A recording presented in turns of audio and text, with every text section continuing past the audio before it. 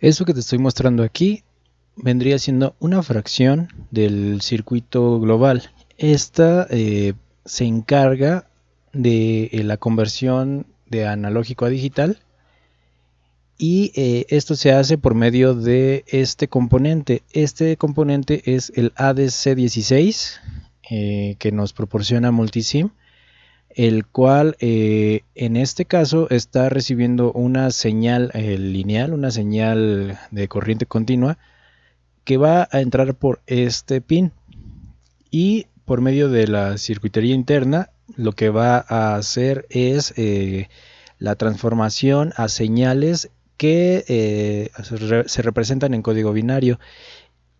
Ahora, para este caso, para que tú puedas verlo de una forma mejor, la representación visual que tienes en la parte superior son LEDs en hexadecimal.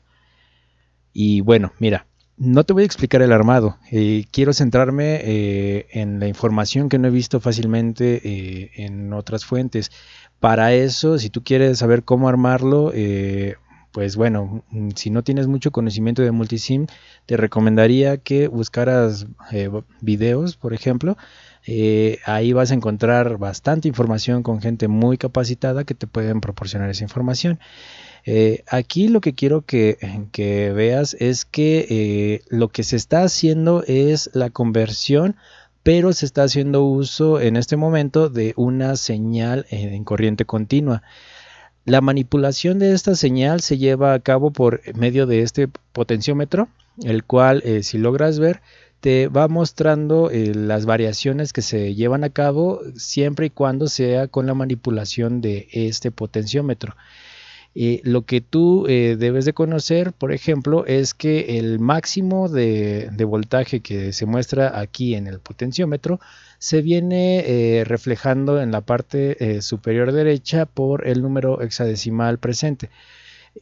Cada una de estas señales se estarían representando, como te decía, un código binario que te muestra desde el bit más significativo al menos significativo la secuencia de bits que van a estar encendidos o apagados dependiendo del nivel de voltaje que se está transformando. Bien, ahora los pines que se encuentran en la parte inferior izquierda, los pines de entrada VREF positivo y VREF negativo, así como, estos pines de lo que se encargan es de representar el nivel de voltaje que tú vas a leer. Es en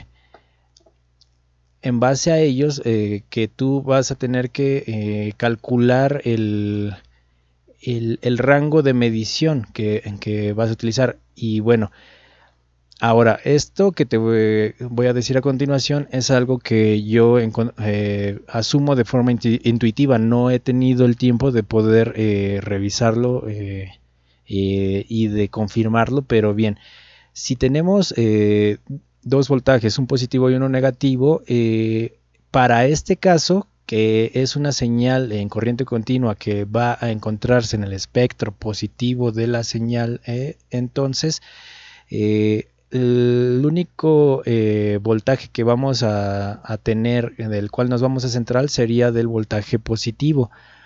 Pero cuando nosotros vayamos a hacer uso de una señal analógica, vamos a tener que considerar que las señales analógicas oscilan en el espectro positivo y también en el espectro negativo de una señal. De hecho, si logras ver en esta parte de aquí, la señal, la línea verde es la que está representando la señal de entrada. Entonces, si has visto información acerca de las señales analógicas son señales senoidales, podríamos decirlo así, muy similar a lo que se representa en esta imagen. Así que ten muy en cuenta que este ejemplo es en base a una señal de corriente continua que para este caso es de 5 voltios. Y bien, Algo importante que debes de conocer es la resolución. Para esto voy a mostrarte un ejemplo. Aquí el ejemplo es un ejemplo análogo que sería respecto a una imagen, como cuando tú compras un teléfono o un dispositivo que tenga una pantalla. En las especificaciones viene información acerca de su resolución. Aquí un ejemplo es que si tú tienes una imagen que tenga un número de píxeles de 10 por 10, por ejemplo, en total tu resolución van a ser 100 píxeles para esa zona, para esa área en específico. Y por lo tanto, si tú quisieras ver más detalles más a fondo, es cuando sucede la pixelación de una imagen, por lo cual tú no puedes leer información entre dos píxeles que se encuentren en esa misma imagen. Por lo tanto, si tú quisieras más precisión, si quisieras saber más información, bueno, lo que podríamos hacer es aumentar esa resolución en esa misma área. Y entonces ahora, por ejemplo, ya no sería de 10 por 10. Ahora lo que podríamos hacer sería abarcar 20 píxeles de largo y 20 píxeles de alto. Y por lo tanto tú tendrías una resolución de 400 píxeles. Entonces, mientras mayor sea tu resolución, vas a tener mayor precisión. Ahora, ¿a qué voy con esto? Bueno, nosotros tenemos en esta parte de aquí 16 pines. En ejemplos que se encuentran hasta la actualidad en videos, se hace el ejemplo con dispositivos que tienen un ancho de 4 pines, de 8 pines, por ejemplo. Entonces su resolución máxima va a abarcar lo que ese número va a representar, que vendría siendo 8, bueno, sería el número 2 a la n, que en ese caso sería de 8 y sería una representación de 255 dígitos, 255, 256, 255 por el 0. Un número decimal de 255, contando el 0 obviamente son 256 dígitos. Y si en el caso de 16 pines, nosotros tenemos 16 pines, y queremos hacer la representación, sería de 65.536 dígitos, contando el 0 obviamente. Por lo tanto, la precisión debe de ser formulada respecto al voltaje Vref entre la resolución, que por ejemplo, si yo colocara en este apartado de aquí 25 voltios, vamos a hacerlo con este ejemplo, yo aquí tengo 25 volts, voy a tener que hacer una fórmula de precisión donde voy a dividir los 25 volts entre 65.535, lo cual me va a estar dando un total de 381 microvolts de precisión. Entonces, lo que va a suceder que cada que yo haga una lectura haciendo, ¿cómo te lo explico? Cada que yo haga un cambio de nivel de una señal analógica, por ejemplo, aquí haría un cambio de esta manera. Si logras ver, se hizo un cambio mínimo, pero bueno, nosotros vamos a dividir esa señal en todo ese total de bits para que podamos tener una mayor precisión en el caso de los 16 bits. ¿Qué va a suceder con una señal analógica? Como te decía, al ser una señal analógica, nosotros tendríamos que considerar también el voltaje que se encuentra en el espectro negativo de la señal. Entonces, para ese caso, yo necesitaría hacer un cálculo en el cual yo pueda validar la señal que se encuentra en el espectro negativo. Vamos a colocar 5 voltios. Y regularmente, bueno, dispositivos digamos que la señal la vamos a transmitir por un dispositivo por un cable que va a hacer el envío de una señal de 5 voltios.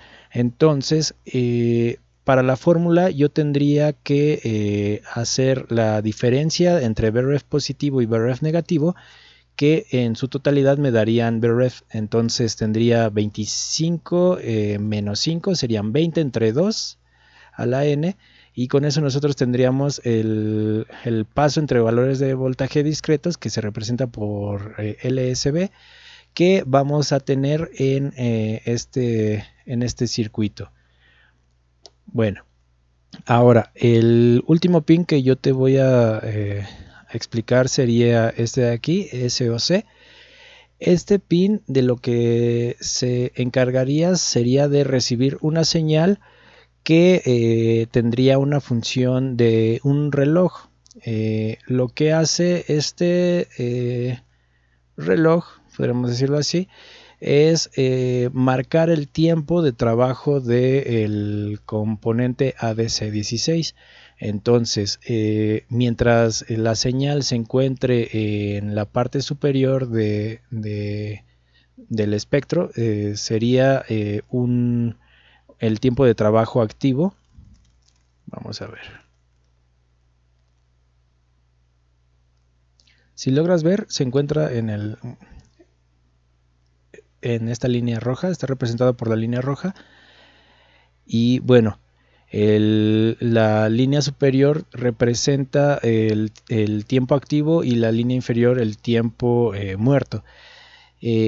Como tal, en el mundo real, algo importante que debes de saber, que si quieres implementarlo, pues bien, no vas a poder implementarlo como tal, debido a que este tipo de herramienta no está representada en el mundo real como tal. No existe una fuente que lleve a cabo una señal que pueda ser controlada de esta manera. Por lo tanto, yo necesito mostrarte cómo puede ser implementada de otra manera por medio de otro circuito.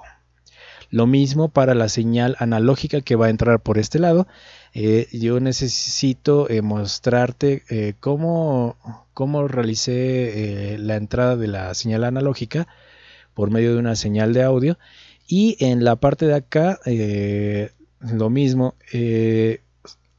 Como tal, en el mundo real no existen LEDs que te hagan una lectura de un código binario directamente conectándole los 4 pines que representan el binario. Para esto tú requerirías de un circuito que realice la codificación. Para este caso, pues bien, no voy a abarcar ese apartado, debido a que el circuito final que aparece al inicio de todo este ejercicio, el número de componentes es próximo al límite que tengo para poder hacer una ejecución en multisim. Esto debido a los recursos de mi computadora, que tú irás viendo. Es muy probable que vayan a limitar un poco tu práctica, pero bueno, esta vendría siendo la explicación general de esta parte, de este apartado de la conversión analógica a digital.